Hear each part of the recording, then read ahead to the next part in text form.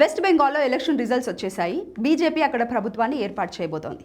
ఇదంతా ఇలా ఉంటే మనం ముఖ్యంగా అక్కడ ఎలక్షన్స్లో జరిగినటువంటి ముగ్గురు మహిళల విజయాన్ని మనం గుర్తు చేసుకోవాలి. ఒకరు సందేశ్ ఖాళీ బాధితురాలు రేఖా పాత్ర. తను సామూహిక అత్యాచార బాధితురాలు. తన నియోజకవర్గంలో ఈసారి బీజేపీ తరపున తను పోటీ చేశారు.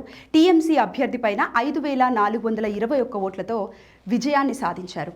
ఇంకా రెండో మహిళ గురించి వస్తే ఆర్జీకర్ కేసు మీ అందరికీ గుర్తుండే ఉంటుంది. ఆర్జీకర్ కేసు బాధితురాలు తల్లి రత్నా దేబ్నాథ్ కూడా ఈ ఎలక్షన్లో పోటీ చేయడం జరిగింది. తను కూడా భారీ మెజారిటీతో గెలుపొందారు. దాదాపు 28,836 ఓట్ల మెజారిటీ తను దక్కించుకున్నారు. ఇక మరో మహిళ పని మనిషిగా ఇళ్లలో పనిచేసుకునేటటువంటి మహిళ బీజేపీ తరపున ఈసారి ఎమ్మెల్యే కంటెండర్గా ముందుకు వెళ్ళింది.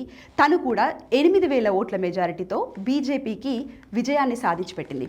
అయితే ఈ విజయాలు ముఖ్యంగా బెంగాల్లో మహిళల సమస్యలు, మహిళల భద్రత అనే అంశంతోనే ముందుకు వెళ్లారు ఈ ముగ్గురు కూడా. సందేశ్ ఖాళీ, ఆర్జీకర్ ఘటనలు అయితే ముఖ్యంగా మహిళల భద్రత, న్యాయం జరగాలి అన్న ఎజెండాతో ముందుకు వెళ్లారు.